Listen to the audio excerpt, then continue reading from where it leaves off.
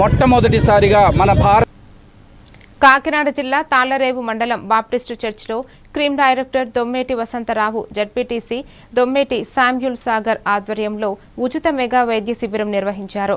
Pithapuram CMC వైద్య బృందం ఆధ్వర్యంలో వందలాది మందికి నేత్ర, ఎముకలు సాధారణ వైద్య పరీక్షలు నిర్వహించి ఉచితంగా మందులు పంపిణీ చేశారు.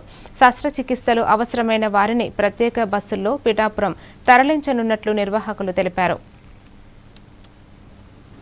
పిఠాపురం సిఎంసి హాస్పిటల్ డాక్టర్లు, వైద్య నిపుణులచే ఉచిత కంటి శస్త్రచికిత్స, ఆర్థోపెడిక్ మెడికల్ క్యాంప్ నిర్వహించడం జరిగిందండి.